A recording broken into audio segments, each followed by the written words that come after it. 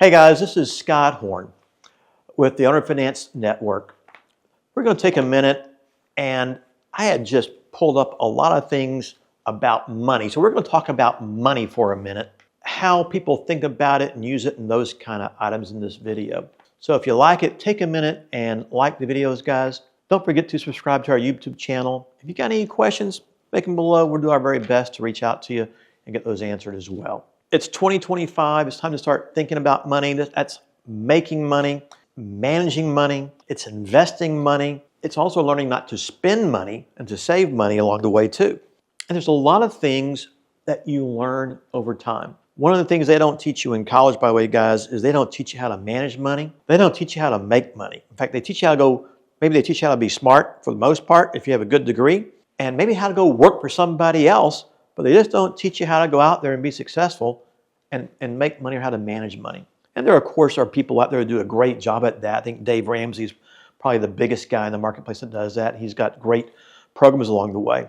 But I had researched this. In fact, I researched all this for my kids because they're in their mid-20s. It's like, guys, it's time to start thinking and learning and being smart. So I have 2 pages of things I pulled down that I had sent them that I thought I just would take a minute and go through and discuss. It's kind of interesting a little bit. But one here it's what people do with money. And I found this interesting. Ambitious people buy education. Okay, by the way, education's great, but it doesn't make you money. Poor people go out and they buy stuff. That's probably why they're poor, because they ain't got any money. Lazy people, well, they go out and buy distractions. But rich people buy time. That kind of makes you think a little bit. Does that mean learning how to work smart? By the way, it doesn't mean not work, but it also means learning how to work smart, letting others work for you too, buying some time. And there's a trade-off in all that you come up with. But I found that a little bit interesting. Some other quotes I had seen was, rich people acquire assets. Poor people and middle-class people acquire liabilities that they think are assets. And I thought about that and went, what are they talking about? Well, I think, for instance, buying a house is an asset. It is typically an appreciating asset that is out there. And if you buy that right, you're paying your debt down and it's appreciating in value. But if you go out and you buy a car, a fancy car, you go out and buy a brand new car, it is a major rapidly depreciating asset. You go buy a boat. Oh my gosh, it's about putting money into a black hole that is, you're not going to sell that boat for a profit in most instances out there. And I think that's the thought process that's getting to.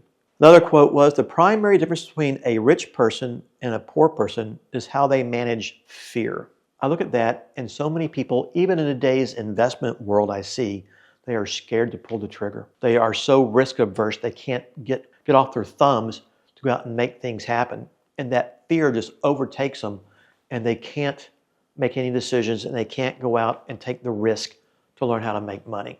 I wish the heck I knew how I went from being just an ordinary person to where I am today. And I find it kind of funny because we spend millions of dollars a month buying real estate assets. But I can't go to a casino and spend more than $100, for 2, 3, 4 hours of entertainment out there. And I go, what is wrong with me? I don't think there's anything wrong with that. It's just a different respect for money along the way a little bit. Another quote is that there is a difference between being poor and being broke. Broke is temporary. Poor is eternal. It's a mental attitude, I think. I kind of like that. The philosophy of rich and the poor is this. The rich invest their money and spend what is left. Keep that in mind. The poor spend their money and invest what is left. Take a minute and just pontificate on that and go, what did that really mean? Because I found that one a little bit intriguing because that is so true in life. People take money, they spend everything, and there's almost nothing left over to invest. They all want instant gratification, which is why they don't have anything. They go spend, spend, spend, they got nothing. And that is America. Now, I remember a few years back, they were talking that the average American has like $400 in their bank account. You're going, you gotta be kidding me. And I think that's true. And for me personally, I go back to when I was 26 years old. I'd been out of law school for about 2 years at that point in time. And although I was fortunate to have help from my mother and father to pay for part of law school, and I had student loans as well, and I had to have a job while I was in law school as well. When you get out, I'm still struggling. You're still trying to make money. You're coming through a recession time at that point in time. And I stopped, I looked down, and I had 20-something thousand dollars in debt. Whatever that equates to today, $100,000 a day. I went, holy cow, I can't do this. And I made the decision, that's it. No more eating out, no more going on a lot of dates, that kind of stuff. Yeah, I still had some fun things I did. I played some sports and those things that were inexpensive and cheap to do. But I started saving money and paying that debt down. And it took about a year or two to get it all paid off finally. And since that time, I have never looked back again and have never accumulated debt of that format, because that is bad debt to accumulate. So some other quotes here, guys, that I thought were a lot of fun. Rich people believe I create my life, and poor people believe life happens to me. No, we can go out and create our own environment if you have the willingness to do that. Rich people play the money game to win. Poor people play the money game to lose. Rich people are committed to being rich. Poor people want to be rich. Again, it's an attitude, guys. Rich people think big. Poor people think small. Okay, I got that. Rich people focus on opportunities, which I like. Poor people focus on obstacles. Again, it's that fear factor. You got to get over it and move on. Rich people admire other rich people and successful people. Poor people resent the rich and poor. Again, it's a mental mindset. To be successful, you got to want to be successful. You got to want to not fail. You want to get yourself out there and make things happen. And I find that's been an attitude in my life. And again, this isn't something I read about. It's just something that just happened, I think, over time. And you look back in hindsight, and I have always had this situation for myself personally that I am not going to fail. I'm going to make it happen somewhere, somehow.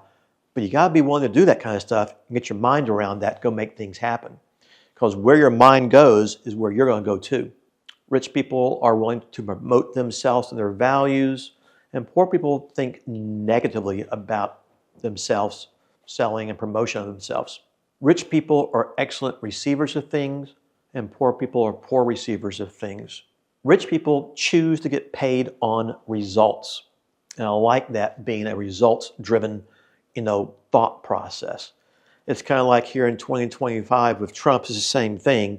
It's like people need to think this way and create this. Poor people choose to get paid based on time. So they think just because they work so many hours, I should get paid for that time. And rich people go, I'll get paid on my results. And if you think that way, I think you can be a lot more positive and more successful in your life. Rich people have their money work hard for them. Poor people work hard for their money. Rich people act in spite of fear. There's that fear thing again. Poor people let fear stop them. And again, guys, I can't tell you how many times I see that out there. It's amazing. Rich people constantly learn and grow. And poor people think they already know it all. And a few more things to wrap this up. Rich people are subtle about their wealth. They don't walk around telling people what they got or anything else of that nature. They don't need to. The rich know that it takes money to make money, and that is true as well. The rich understand delayed gratification. And oh my gosh, guys, I teach that in all my seminars and whatnot, that our job as real estate investors is this is an investment. It is not a job. Go be a realtor if you want a job. Go be a doctor, lawyer, Indian chief. That's a job. Then invest. But everybody wants instant gratification in today's world, it seems like. The rich invest in assets.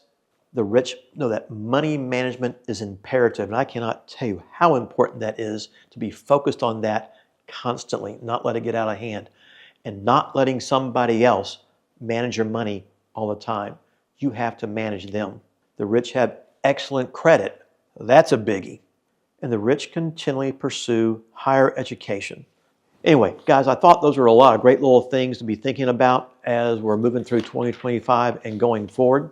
Hope you found those a little bit intriguing as well. Pass them on to your family, kids, other people as well. So guys, if you like this video, take a minute and like it.